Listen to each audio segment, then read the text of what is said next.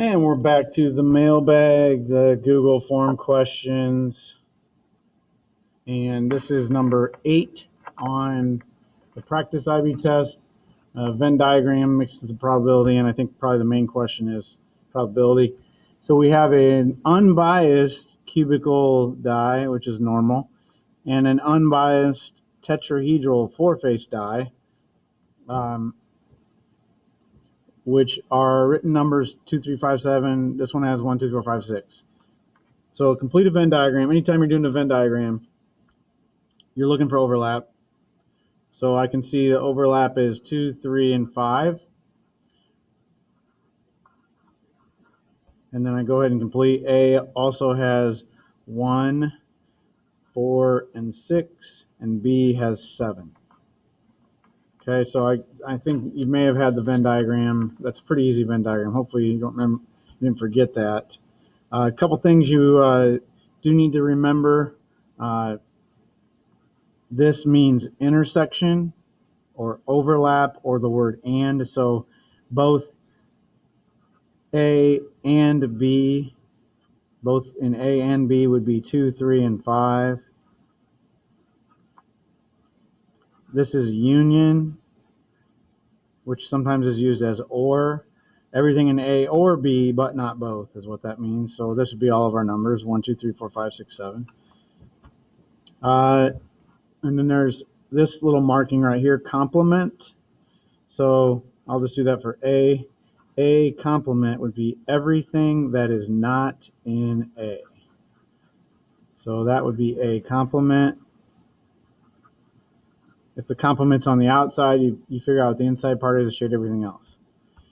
Okay, so this little number says this little n means find the number of items in B intersect A complement. So in words, number in both B and not A.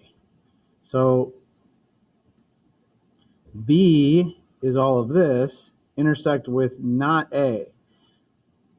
So if I were to shade B, I already shaded not A. It's where I shade twice. But if you put it into words, it's pretty easy. B, that's not in A. That would be just 7. So 7 is the item, and so the number in there would be equal to 1. Aleph, and Beth are each going to roll their die once only. Shin says the probability that each die will show the same number is 1/8. So showing the same number means I can only get a 2, 2, a 3, 3, or a 5, 5.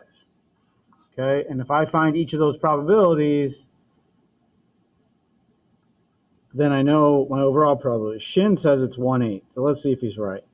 So the probability with the normal die that I get a 2 is 1/6 times the probability on the other die is 1/4. So that would be 1/24. The probability that I get a 3 is 1/6 and 1/4.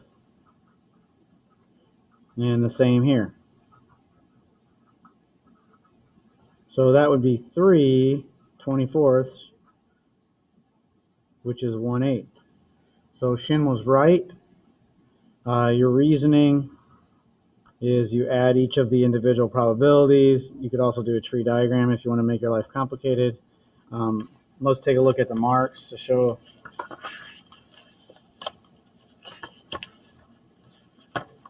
how they explain the reasoning or what they're looking for.